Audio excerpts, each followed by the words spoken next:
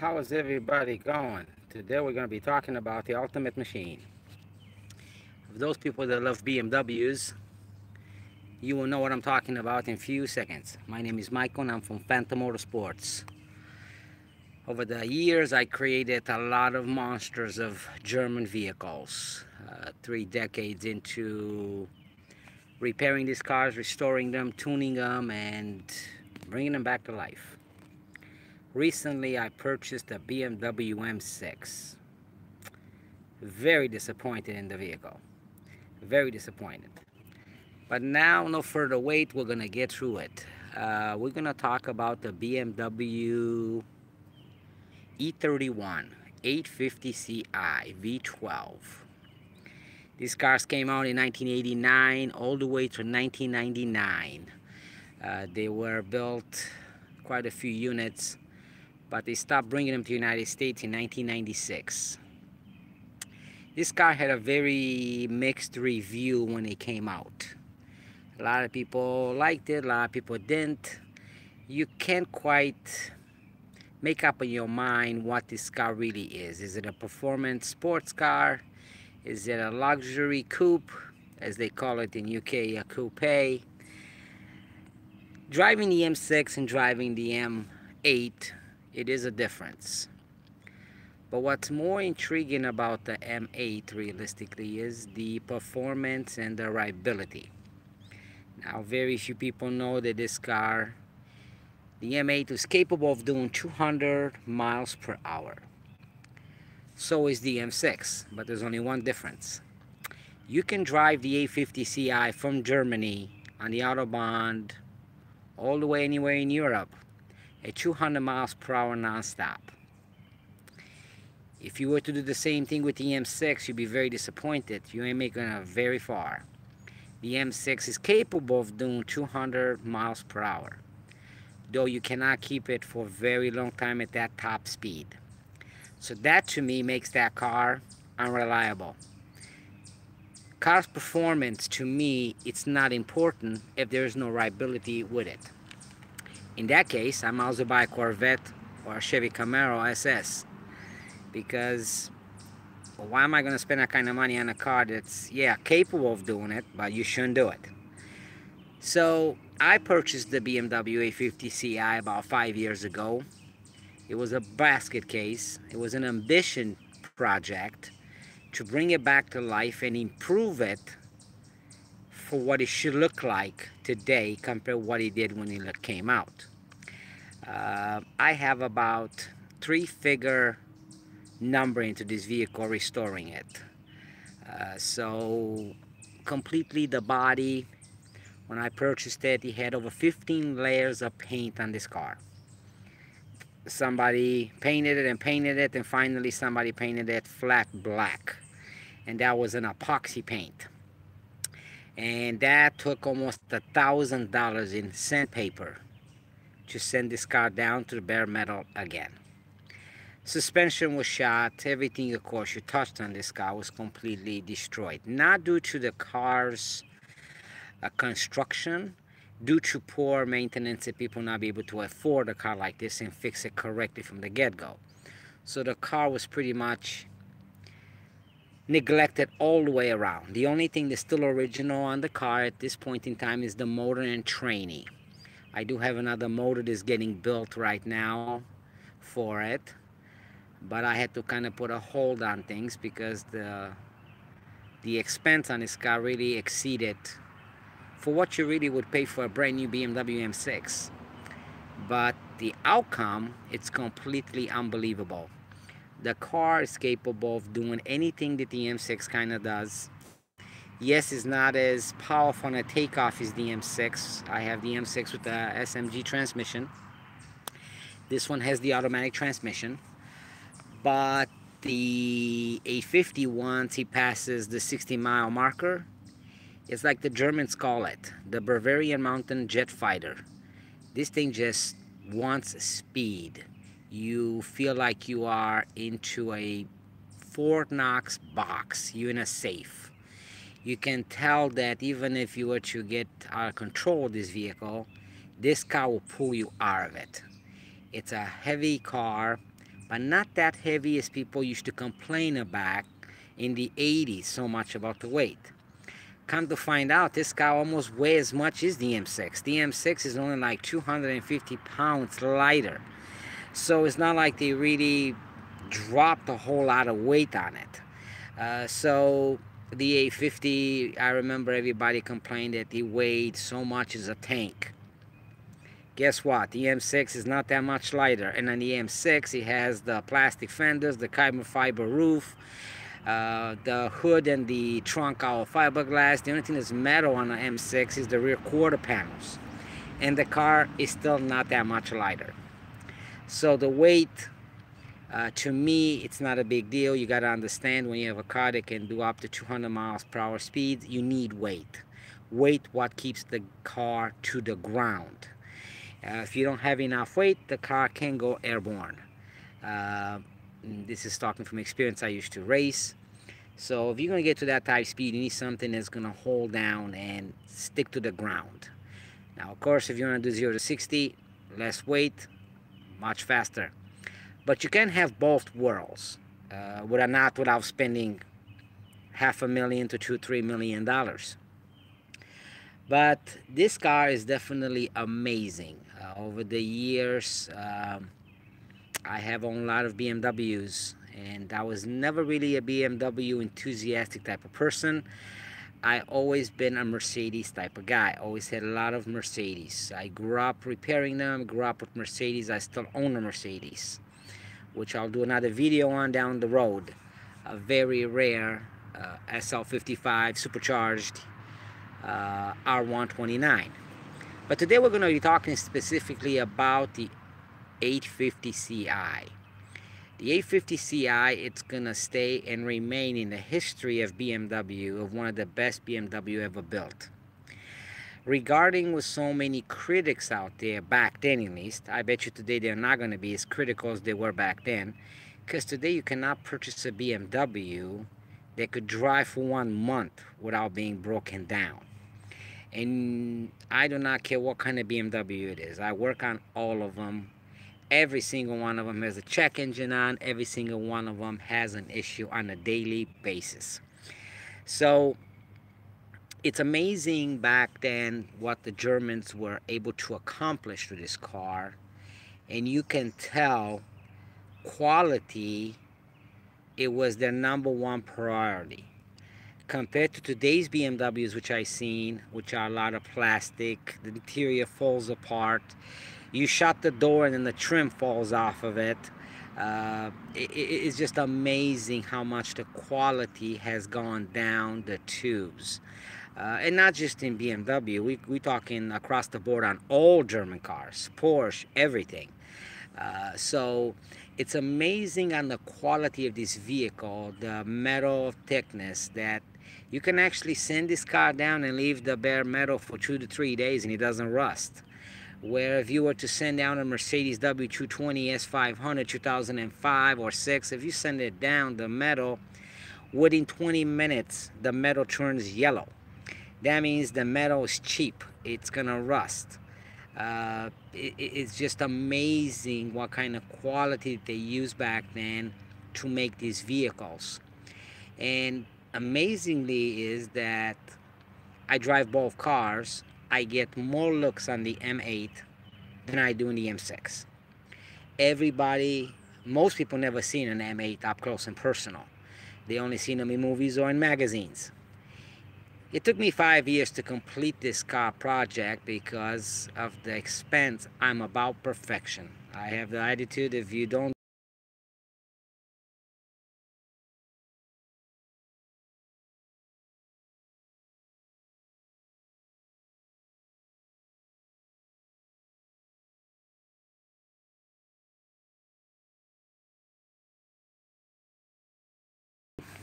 This is my BMW. This thing is a monster. And it is a BMW 850 Alpina. Now, they didn't make a whole lot of these cars. There were, I believe, only 12 made. Had it painted completely one part at a time. The car was completely stripped down.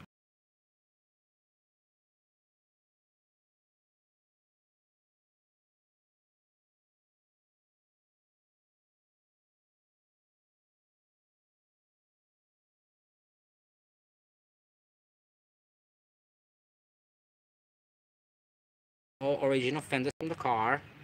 So they're not no fiberglass cheap crap you buy on eBay and you just glue it on. Those are completely, and they do, the vents do work, and it does send air to my braking system completely. Those are the wheels on it, and no, they're not a set of very expensive wheels for it. Actually, those wheels were bought at Discount Tire. It does have the big Brembo kit on it. Came factory on this car. It was being in a V12. I did add different front balancer, which it does have, which is a lower balancer. It does have anti-radar jammers built into it, so I can jam for speeding, jam the radar from police officer cars. And there's my plate. It does have fog lights underneath of it, which are xenon. It lights up like a Christmas tree. The car, even today, it's a 1998. Even today, it's untouchable. Every car, this person that sees this car, they're amazed.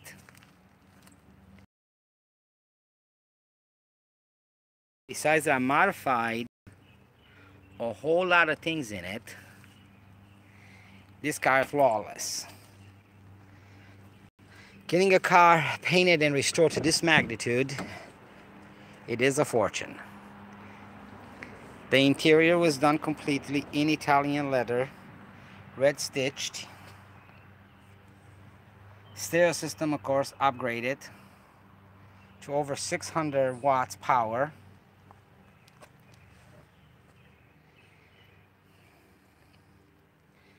Of course, the dash done in leather, hand stitched. Got the phone holder from Germany. Bunch of different setups, tire pressure monitors. Made a handrest for it. Since I brought the leather from Italy, I did have it all done. And then I made the BMW Motorsports Italian flags on it. All hand stitched seats, all done. This car used to be completely all gray, which is actually the color which you see on the carpet, and that was all changed. Did a subwoofer in the back, and we did it out of the original case, all fiberglassed it with the V12 on it. Everything is done in complete soft Italian leather. If we do something, we're going to do it right. It's got more speakers in the back. It's got over 24 speakers in this car, so you don't miss anything on the sound. Everything has been updated to LED. The interior was completely pulled out, completely down to the bare metal. Everything sound deadening. Now we're going to go on the driver's side, and I'm going to show you some tricks. If you remember the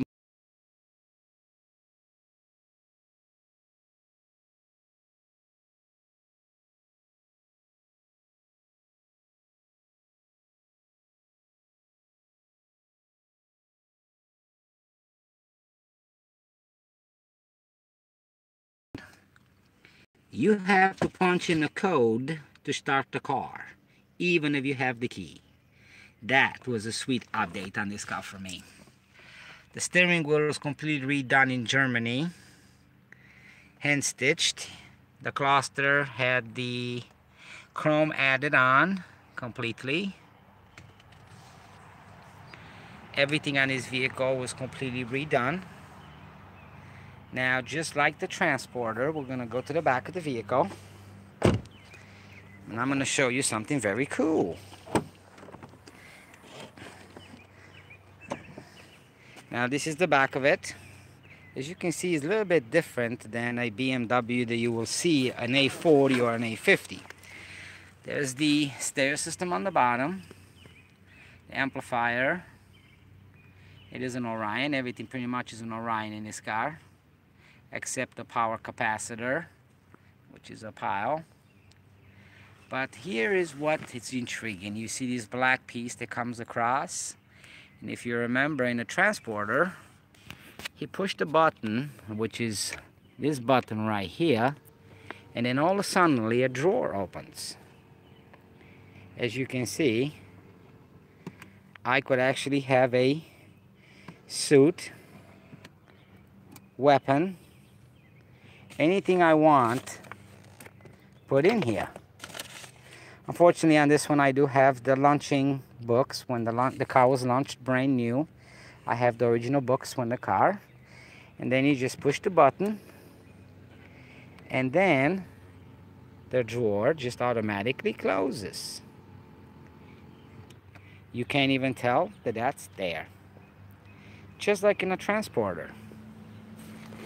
Customizing everything, it's very unique. It's got all the power supplies that I need. Radar jammer in the back license plate to jam radar. It does have the German mufflers brought from Germany. Those babies do sound awesome. They were about $3,000 for the mufflers. Just for 2 mufflers from buy from Germany, specially made for this vehicle. Now this car is definitely a monster of a vehicle. I definitely love the M6, but with the problems that the M6 has on a constant basis, I would never jump in the M6 and say I'm driving at 2,000 miles away from home without having a Master or a Visa card, credit card in my pocket. This car, I left once with it to California, sorry, with $500 in my pocket. And I knew this car will not let me down. On other German cars today, which if you were to have, either you better have very towing ready to go, because very few of them will make it 2,000 miles away with no issues unless they're brand new. So this is the one that I can just jump in, leave town, and not worry that I'm going to break down. And that's what makes this car to me a lot better than any BMW made today. I know people will find it odd and argue, but sorry, the Germans has lost it. They used to build cars. I should say really machines, because a car like this, you can't call it a car. A car is more like a Prius, and a Chevy Malibu. This was the ultimate machine at its time. So therefore, you cannot really call it a car. So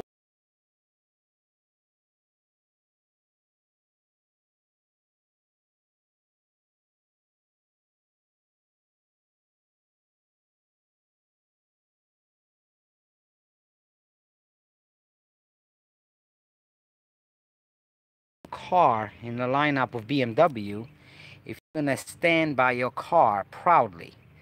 And the problem with standing by the M6, I cannot really justify the car. The car cost a whole bunch of fortune of money to purchase, and then as soon as it hits 50,000 miles, you have to put rod bearings in it. And beyond the rod bearings, if you get lucky, you'll only spend 10 grand a year to maintain the car. Now I'm sorry, but if I'm going to spend that kind of money, I might as well keep my Ferrari Testarossa, because then I know at least what I'm paying 10 grand a year to maintain, not a BMW M6. Don't get me wrong, I love the M6. It does move. It's very unpredictable, but it's definitely not a BMW A50. And that's the point. The BMW A50 or even the A40. If you get your hands on an A40, they're very well. Actually, on the BMW A40, you do have more options of tuning the engine. Where on the A50, it's a little bit more harder, and you don't find as much tuning anymore for the A50. But the A4, it is unlimited. You can put superchargers on them, you can put turbochargers on them, you can still get computer chips for them. There is a lot of wider range for you to make that 4.4 liter V8 producing much more horsepower, actually even more than the A50. if you get the right tuning company to do the stuff for you. So it definitely helps quite a bit if you get the A40. Get the A50, you're a little bit more limited because there is no way to do the computer tuning on this car. There is nobody anymore that does any tuning for these vehicles. So I have a company that does it for me in Germany directly, but it's a very endangered species situation. So you would have to go through a lot of hoops to do that. I am building another motor for it, which I'm doing racing cams, different pistons and headers and the whole 9 yards. By the time it's done, it's going to produce around 465 horsepower. Not a whole lot compared to the M6, but the reliability, it's going to be there. I'm not changing rods. I'm not going to create this thing to produce 700 horsepower and then I cannot drive it except in town. Then it destroys pretty much the adventure of the vehicle. So I'm only going to boost it up a little bit more in horsepower, but it's still going to be daily driver. I can jump in it, I can leave state, I can go anywhere I want, and I am not worried that it's going to blow up on me. So if you got to keep in mind when you build these cars up, for what are you building it up for? Are you building it up to be a daily driver and have fun with, or are you going to build it up strictly for racing? Because every modification that you do, everything that gets modified, it has a downfall. There is no such thing as always winning. You win some, you lose some. There is no win-win situation with German vehicles. I know that from a hard fact, and I'll bring up that later in the next video about the Mercedes SL, which I modified way beyond the modifications that needed to be. And now it's more unpredictable on reliability. And so when you decide to build these cars up, you got to figure out what you're going to do with it. Is it going to be a driver that you're going to enjoy driving, have more power, but still can be able to leave the state, travel 1,000 miles, and have fun with it? So it's not going to have crazy horsepower, let me tell you. 12 cylinders ain't nothing like it. When you accelerate those V12s and those barrels open up on those throttle bodies, it's just like a jet fighter. Maybe not today's jet fighters, but it feels more like a MiG-21, a Russian MiG. This thing just wants to go. Once after it's gone after 60 miles per hour, this thing is just crazy fast. I cannot tell if the speedometer is going.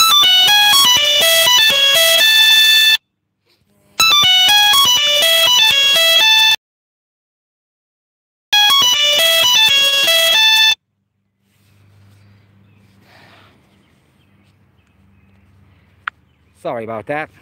So this thing is really fast. Once it gets on the highway, there's not enough highway for me to really open this thing up. Once this thing starts moving, it's unbelievable. I can do 120 miles per hour, and you think you're doing 80 miles per hour in this vehicle. As you probably know, on this BMW, as soon as you hit 100 miles per hour, you don't even need to look at the speedometer. Automatically, all windows start closing on the vehicle on their own. As soon as it hits 100, all windows, sunroof close to keep the air out of the vehicle so the back windshield does not explode out of the car. So you know when you're doing 100. You don't need to even look at the speedometer. The car just moves. The suspension, it's believable, awesome. Now, I did not lower the vehicle. A lot of people, I see them lowering the vehicle. Lowering the vehicle has only, realistically, they do it for two things. Realistically, only one thing. You should really only lower the vehicle if you're going to race it and you're going to take it on the corners. But I live in Michigan. We have potholes.